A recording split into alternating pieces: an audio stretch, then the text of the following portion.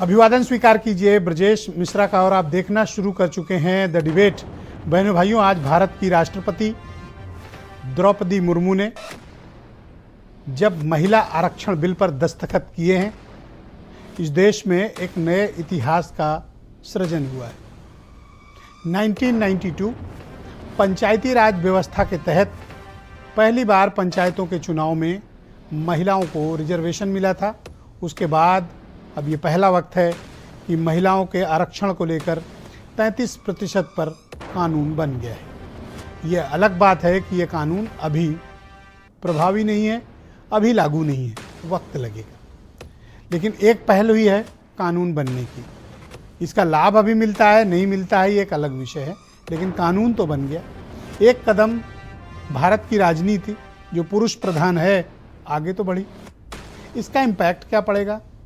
क्या रिसेंटली जो 5 राज्यों में विधानसभा के चुनाव होने जा रहे हैं उसमें सत्ता पक्ष यानी भारतीय जनता पार्टी को कोई फ़ायदा होगा या फिर नुकसान? और ओबीसी का मुद्दा भी जनता के बीच पहुंचाने तक विपक्ष कामयाब रहा है। आज हम इन सारे मसलों पर खुलकर चर्चा इस डिबेट में करने वाले हैं। बहनों भाइयों, महिलाओं को राजनीति में हिस्सेदारी का एक कानून आज भारत की सरकार ने राष्ट्रपति की दस्तखत के बाद पूरे देश में लागू कर दिया है। महिलाओं को अब लोकसभा और विधानसभा के चुनाव में 33% आरक्षण मिलेगा। कब से मिलेगा ये अभी सवाल नहीं है। कानून तो लागू ही हो गया है, लेकिन तारीख नहीं बताएंगे। तारीख में वक्त लगेगा। पहले जनसंख्या होगी, गिनती होगी, जनगणना होगी, उसके पश्चात डिलिमिटेशन होगा और उसके पश्चात आने वाले चुनाव में इसको इम्प्लीमेंट किया जाएगा। और इसमें शेड्यूल्ड कास्ट और शेड्यूल्ड ट्राइब के लिए ही रिजर्वेशन है, बाकियों के लिए नहीं है। इस रिसेंटली महिला आरक्षण बिल का बीजेपी को क्या फ़ायदा मिलेगा?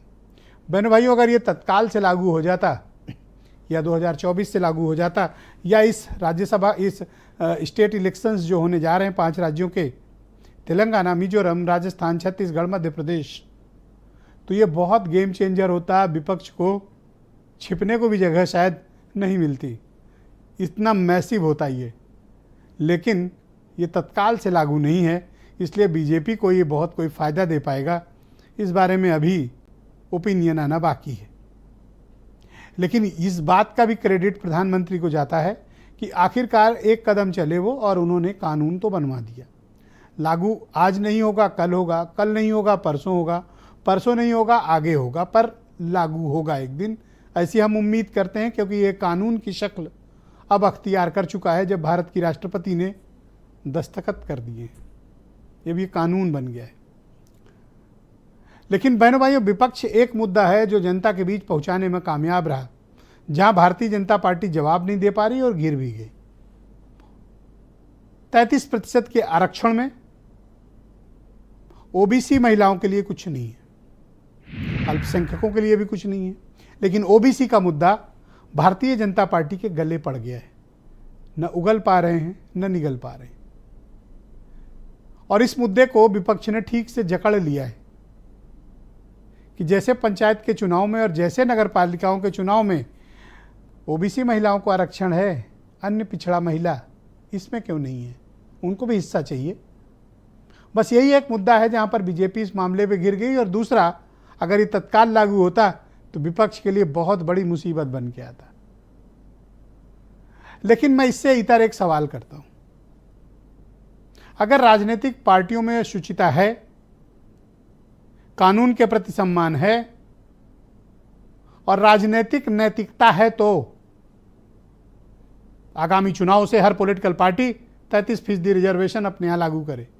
कानून जब बनेगा बनेगा, इंप्लीमेंटेशन जब होगा तब होगा, आप अपने यहां करके दिखाइए। यह राजनीतिक नैतिकता का वक्त है बहनों भाइयों, यह बाध्यकारी नहीं है। बाध्यकारी तब होगा जब यह कानून इंप्लीमेंट होगा। लेकिन मैं कहता हूं चुनाव आ रहा है, दीजिए 33%। अच्छा 33 नहीं दे सकते हो तो कम से कम 30% दो। चलो 30 में भी रोना धोना है तो 20 तो दो ही दो। और ऐसा पॉलिटिकल पार्टियों को करके दिखाना चाहिए। और आप अभी से इसके लिए यूज्ड टू हो जाइए, क्योंकि आज नहीं कल ये लागू होगा, तब आप महिलाओं से भागकर दामन बचा नहीं पाओगे, उनको टिकट देने पड़ेंगे। लेकिन ये बहुत ही उचित मौका है और बहनों भाइयों यही मौका है और बहनों भाइयों यही अवसर है कि आगामी 5 राज्यों के विधानसभा चुनाव और देश में जब पार्लियामेंट इलेक्शन हो, ये सभी पॉलिटिकल पार्टियों पर इस बात का राजनीतिक दबाव बनना चाहिए, टिकट दो, 30% तो कम से कम दो, और सबकी लिस्ट चेक होनी चाहिए कि कौन आत्मा से इसको स्वीकार कर रहा है।